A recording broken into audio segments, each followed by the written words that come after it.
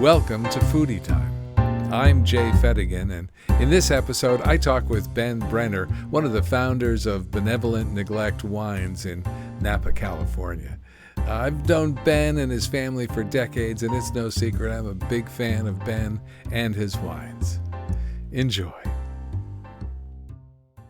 Ben, thanks for being here and being part of Foodytime. I really appreciate it. We were out at your tasting room in Napa, I think it was in April, and it was a fabulous experience. Can we kind of start back at the beginning? How did, you're from Massachusetts, you've ended up in California. How did that all get started? First of all, thanks for having me on. Sure. I grew up just outside of Boston, went to UMass Amherst, and ended up, despite a college degree, still working in restaurants for the subsequent better part of 20 years. The last bit of which, last maybe 5 or 6 years, I really focused on wine. I had a few, restaurant managers who were really, really into the wine scene, and it was something that I found interesting and obviously, delicious. So started reading and studying and tasting a lot. I ended up as a beverage director and wine buyer for this restaurant. Although very, very green and very inexperienced, I was consistently reminded of, I fell in love with it, and had some conversations with some people that I met along the way that spurred the idea that maybe I could move to California and maybe, get into the wine industry and get out of the restaurant industry, which felt like a healthier choice for me, physically and, mentally, emotionally. All those things were, always on the razor's edge of stability. I moved. Also, different attitudes in general, Massachusetts to California in terms of, I would imagine, the stress levels. People seem in Massachusetts to be a little more high-strung. They seem to be a little more laid back in California. Sure. I mean, I think people are kind of people, but definitely the pace is a little slower. Speech patterns certainly a little slower, which I was made aware of when I moved out here. I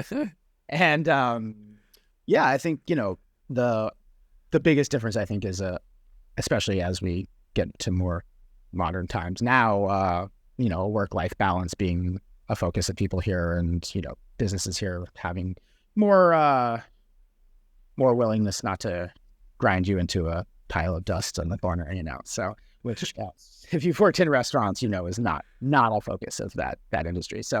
I moved out here with one of the chefs from the restaurant who I was very close friends with, his subsequent wife, and another friend of ours, and we quit our jobs and picked up and moved to California, and that was pretty much the story. I didn't have a job. I didn't have really a direction. I figured I would be able to find a job pretty easily in the wine world, having been a wine buyer and having some names to drop and some people that I'd met, which turned out not to be helpful at all. And took a job bartending at a brand new restaurant in Yountville, and figured I'd meet some people, and I did. And that was about a year. After that, I jumped into the wine side. I worked a bunch of temp jobs. I, bussed tables at the CIA. I did whatever I had to do basically to survive at that time. And by pretty wide happenstance, met a friend of a friend. We were out one night having a good time, and I had gotten a job interview for a winery up on Spring Mountain. Showed up to the interview, and it happened to be one of the people I had been hanging out with that Saturday night. And nice. Got the job. So the rest is kind of history. But Benevolent Neglect Wines, which I suppose I should say out loud, my company, is Benevolent Neglect Wines. It's 3 of us. So it's myself, Matt Nate, who's our winemaker, and who's my original partner in the business. And he has quite an impressive resume before he came to Benevolent Neglect. Am I right? Yeah, Matt had previously worked under Thomas Rivers Brown, who's a fairly prominent winemaker here in Napa. And then he worked, both of us worked for Steve and Joel Mathiasen for a number of years. More recently, but winemaking wise, his style, and I think we are of a very like mind on that matter. This guy John Bonnet, who's the writer for the Chronicle at the time, wrote a book called The New California, and it focused on a new kind of wine that's happening in California that wasn't just the kind of thing you see everywhere, the Chardonnays, the Cabernets, and Sure. and winemakers and growers who are, more focused on the land, more focused on vineyard sourcing, but also just making wines that show the vineyard that are a little bit different than your status quo typical wines, and also making, some lesser known varietals, making some blends that are, at the time, especially if you're talking about 2004, 2005 and forward, not at all well known and still not for the most part. So that's definitely something that we've latched onto a bit as well, as we don't worry too much about how much people are going to have heard of what we're doing, and especially now with the tasting room, we're able to put it in front of them. And your tasting room, by the way, was great. I really it was one absolutely beautiful space, and right in right in Napa. I guess it's what is that part called? It's south of. Yeah, so downtown Napa as a whole, and then our little district is called SoFi District, so south of First. And we started that when we moved into our space. There was a handful of businesses, maybe 3 or 4 businesses on our block. All are independently owned, all are owner operated, and all, by luck and happenstance, happen to be people we really like and and get along with, and have a really similar view of business. And we're all in the trenches, scraping by together and supporting each other. And so SoFi District started maybe a year and a half ago, right around when we opened, basically. And last summer we had a little block party. We closed off our street, and it was super successful. This summer, we're really, this is a shameless plug also, but we're, so there's this great party every summer in Napa called Porch Fest. I know there's one in Boston as well. For whatever reason, this year we decided to take over that day for the summer. And so we're having this huge Battle of the Bands, July 28th, on 2nd Street in downtown Napa. Wow. 3 stages, something like 18 or 20 bands playing. The winner is going to play a opening set at the Uptown Theater, which is a big venue for these kind of bands, which is super exciting. And there's wine, tons of food trucks. We have barbecue, we have pizza, we have everything you could want. So it's going to be awesome. And wine, of course. Yeah, lots of wine. Yeah, for sure. Yeah. But we're really lucky to have each other. We're really lucky to have these other business owners around us who are in the exact same boat as us and are invested in, us succeeding as much as we are in them. And so we're really lucky. And, it's a tough time to be in business right now. Every publication you see is doom and gloom, and, millennials aren't drinking wine and all these other things. And honestly, whatever the numbers say, that's fine. But we are really way more positive about the wine world right now. I think more and more there's people of our generation of winemakers and of wineries that are coming up and doing things completely different and doing things that are really, really cool and exciting. And it doesn't apply to us. I really don't. We're not competing for, shelf caps at Costco. We're competing for, we need people that are listening to this podcast. That's what we need. We need people who are interested in something a little different. And our price points are, I think, really reasonable. I think we really focus. Can I interject one thing here? That everything that I've had of your wines, all of the wines have been fabulous. And it's not just me talking. Your wines get terrific reviews and have done very well. And I think that, unless that you find this offensive, I would say that you're kind of like a boutique company. You make high quality, reasonably priced product that's in a small quantity and something that is you can't really find anywhere else. Am I or certainly not offended by that. No, I think boutique's a funny word. I think we do all those things. Yeah, and I think you want to make wine. We have a big obnoxious neon sign in our shop that says "Drink it and like it." That's our whole thing. Do I want people to buy, square cases of each of our wines and put them in the back of their cellar and drink them 10 years from now? Yeah, Right. sure. That'd be awesome. But I want people to buy our wines and drink them with their dinner tonight also. So Right. And your wines are mostly affordable. I mean, you have some expensive bottles of wine, but much of your wine is affordable to have with dinner or to serve for your family. It's not so outrageously priced that you save it for a special guest or occasion. Although you do, like every winery, make some like that. Well, yeah, again, it's kind of the Napa bubble thing where we're like, oh, this bottle's only $40, Right. and myself included, my wife and I rarely drink bottles more than $40, Right. So the perspective is everything with that kind of stuff, but we also really, really strive to find vineyards that we can buy fruit from, that we can afford, so that we can make wines that you can afford, and that's that's not easy, and it requires a lot of effort, a lot of drive, a lot of digging around in the rough to find the diamonds, and so we find these farmers that are mostly complete lunatics, they're doing way more effort than they need to be doing for what they're selling their product for, and people that would be selling their Cabernet in Napa for $15,000 or $20,000 a ton are selling us Counoise for a lot less than that, and the quality is incredible, and that's where our whole name comes from, where our whole philosophy comes from, is to find incredible fruit, do very little to it, to make it into delicious wine, and that's where we're at. So we can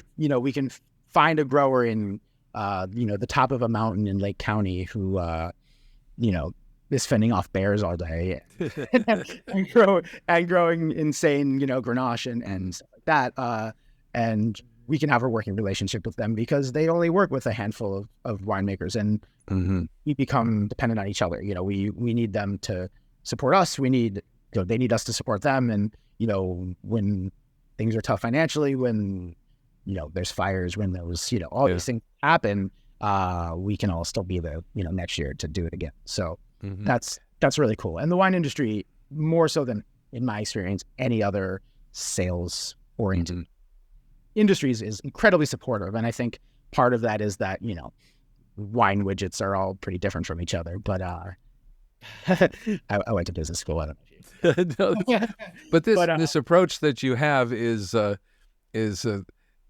somewhat is not the traditional approach of a winery owning acres and acres and acres of vineyards and having huge buildings and and massive crews and staff. I mean, you don't own any vineyards. We don't own any things. So that's a different, I would suspect, well, certainly a different approach than the large wineries or even the medium wineries out there, but also something that gives you a lot more flexibility and ability to shift or make changes if things like fires or if things happen. Yeah, no doubt. And I think honestly, the reason we survived COVID and the 2020 fires, which,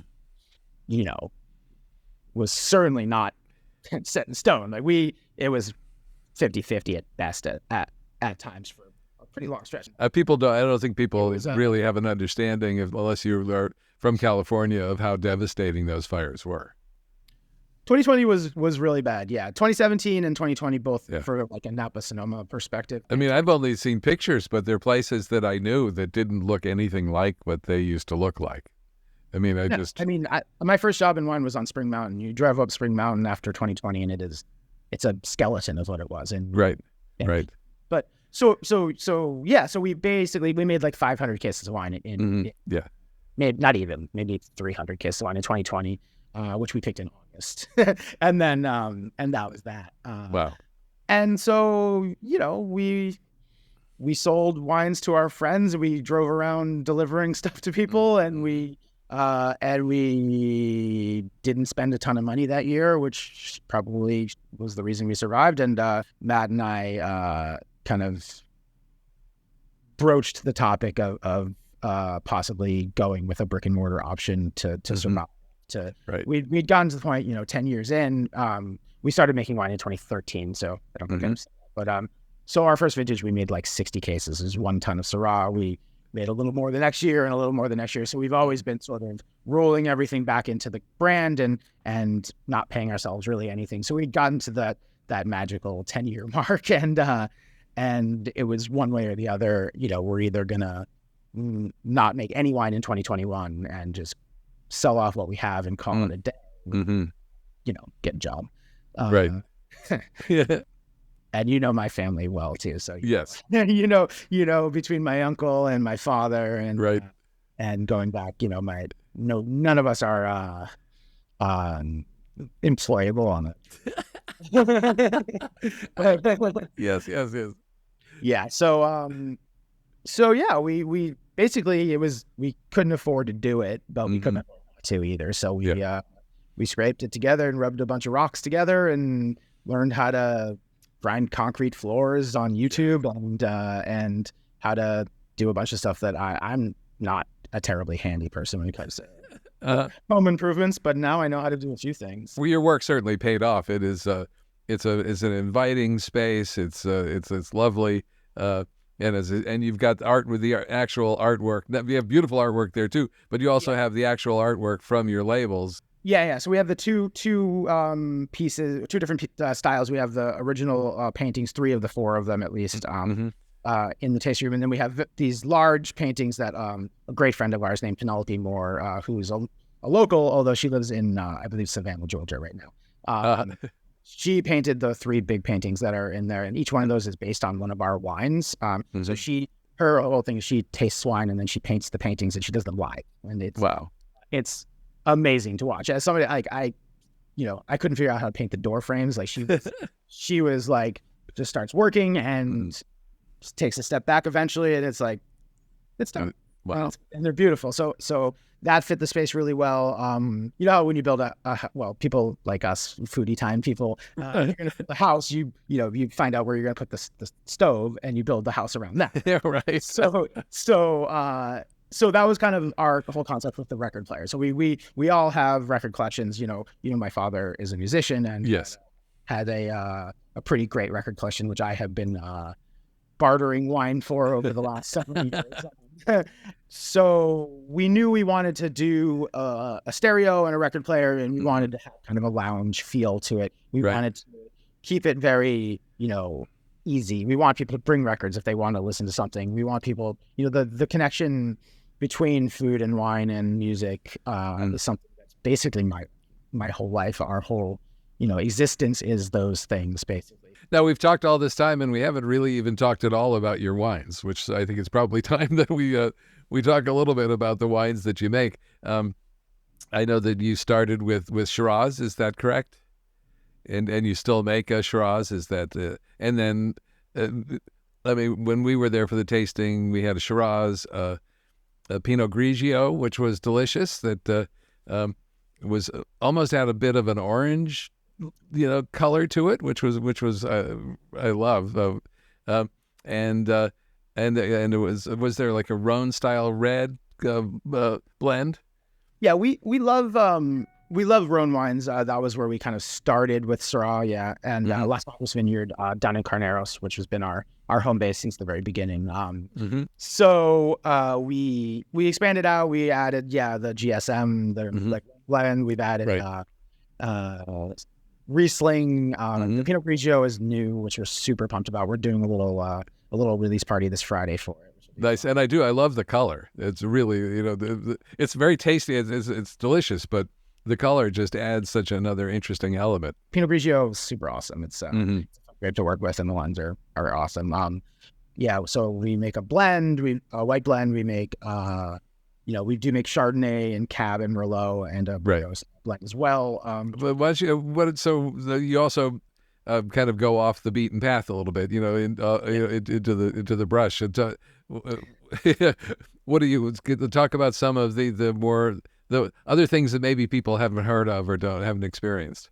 Yeah, I mean, and I think those are the wines that always kind of light us up a little bit because we're excited. And we've been preaching about Counoise, which I'm wearing our Counoise. Oh, very nice. So Counoise is a Rhone varietal, so it's not that weird, but it is pretty obscure even in France. So Mm. yeah, light-bodied, super fresh, chillable red kind of style. We make Vermentino, which an article just came out like yesterday that is Vermentino the new Chardonnay, which sure, I hope so. We've made Verbola Gialla, I mentioned, as an orange wine. This year we have some new stuff coming. We made a Refosco Merlot blend, which is exciting. We made Tia as well. So yeah, we like to make little I wouldn't call it experiments, but something a little different and a little weird each year, because that keeps it for us. And again, now with the tasting room, we're able to make 50 cases of something and have a place to sell it and not have to worry about it, disappearing too quickly. So, and one of the great things about wine, in at least in my view, is if you're having let's say you're serving some wine for a special occasion or a moment, if you pick a wine that is relatively unique, that isn't like your typical Chardonnay or something, then from that point on, at any other time you drink that wine, it will remind you of that moment. It's the smell and the experiences are so close to all of our memories and stuff. And I think that's a wonderful thing to do with something that is not your average bottle of wine, but still delicious. Yeah, it's so cool how our brains do weird stuff like that. Where you can enhance a sense memory to like such a vivid place like that. And everybody has again, in wine world we talk a lot about like your like aha moment or the light bulb bottle, and everybody remembers theirs. And that's a great phrase, the light bulb bottle. I love it. Yeah, and you can you think about it for a second, and you can picture exactly where you were when you had it. And so tell us give us your aha bottle. So mine is it was when I was waiting tables. I worked at this restaurant that had 2 levels, and I was working the basement room, so I had to go up and down the stairs a bunch of times to put in any orders in the bar, and the kitchen. Everything was upstairs. Running hard. Yeah. And my boss at the time was super into Italian wine, so he was coming down the stairs. I was coming up the stairs, and he stopped me. 6 of the 12 stairs halfway up, and he's like, you got to try this wine. And so it's not even a whole bottle. It was really just like a sip. And he just handed me the glass and kept walking. And it was a bottle. And it was a bottle of Barolo from Domenico Clerico. And it's a classic producer. And I was like, I took a sip of it, and I was like,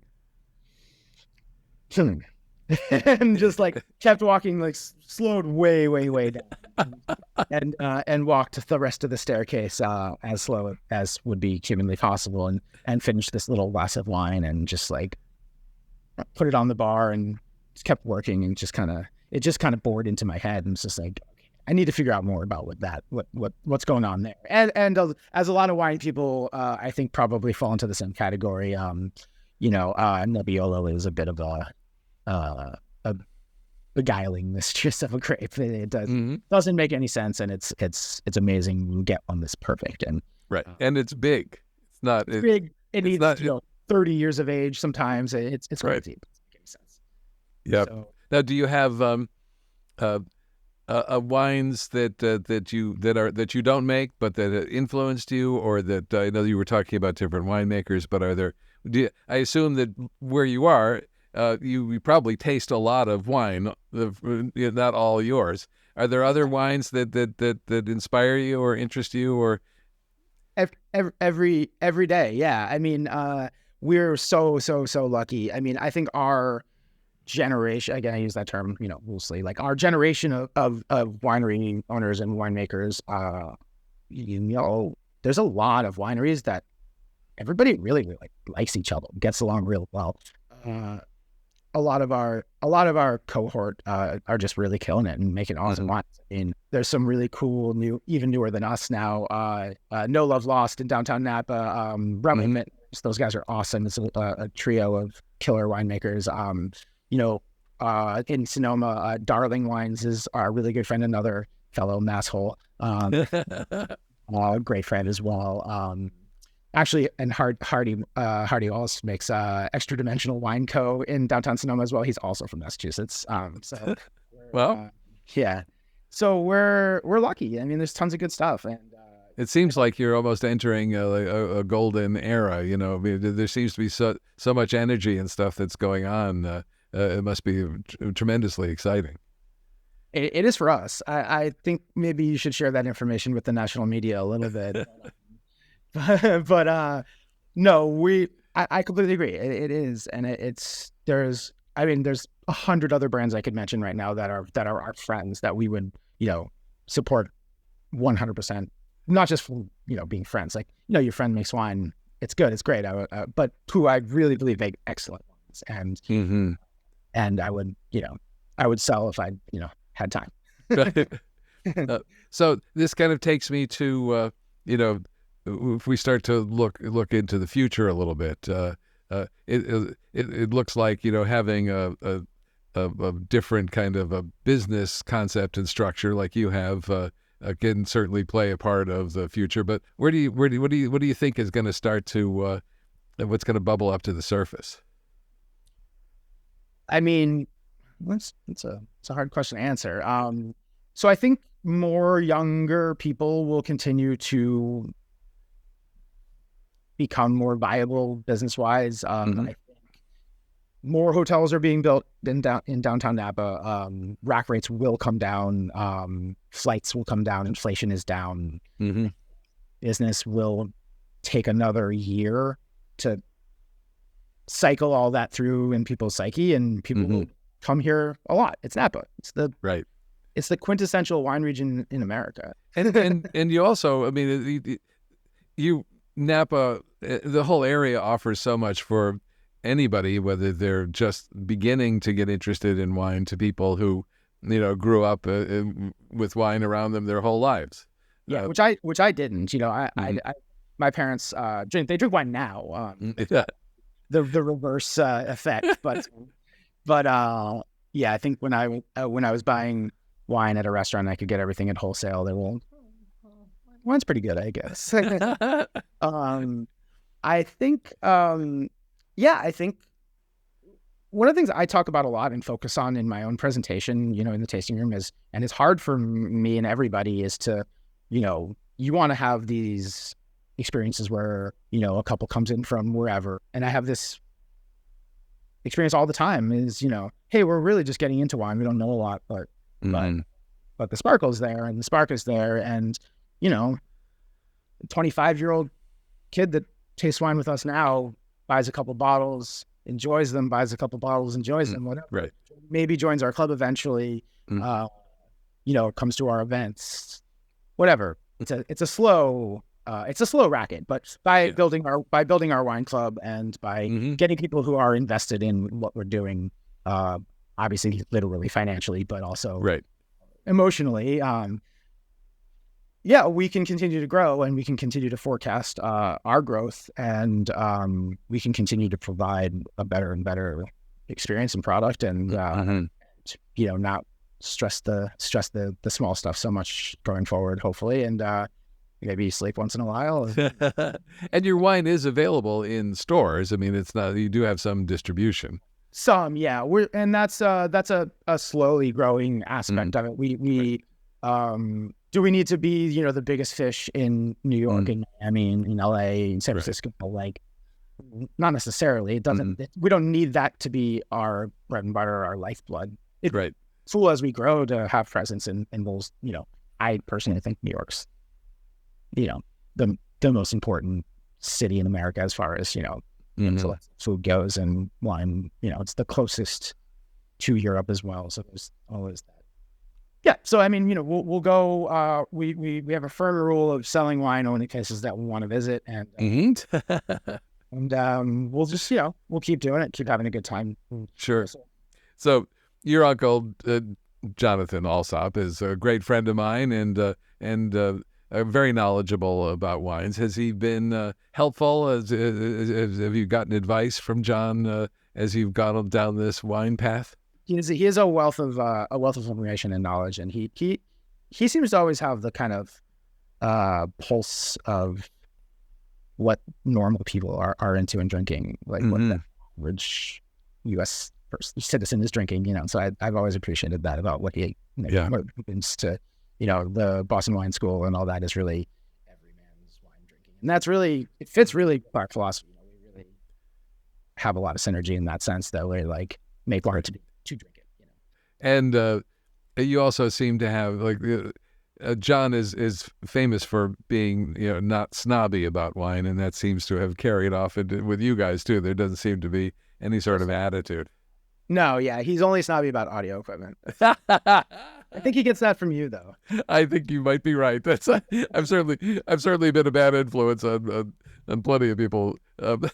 I recently made the mistake of asking his advice actually on audio receivers and tube amps, and it was a very long conversation, and I ended up not going that direction. Yeah.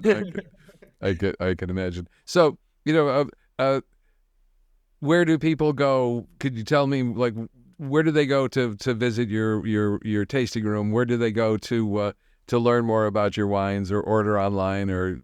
Yeah, you can order wine from us directly, as long as you don't live in Utah and a few other places, on bnwines.com.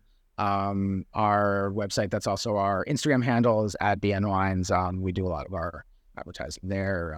If you're in Napa, come visit us, make a reservation. We're on Talk. You can book through our website or through Talk directly. Come hang out with us, come drink wine, bring some records. You can find our wines some places in stores, not widely, but if you have questions, you can reach out to me, or you can give us a call.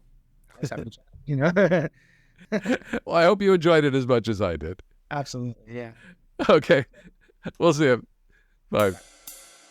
Well, that was a fun interview with Ben Brenner, and boy, I've got to tell you, the Benevolent Neglect wines are all fabulous. And if you get to Napa, make a reservation and go to their tasting room. It's a beautiful place, and Ben is a lot of fun to just hang out with and listen to records and drink some wine.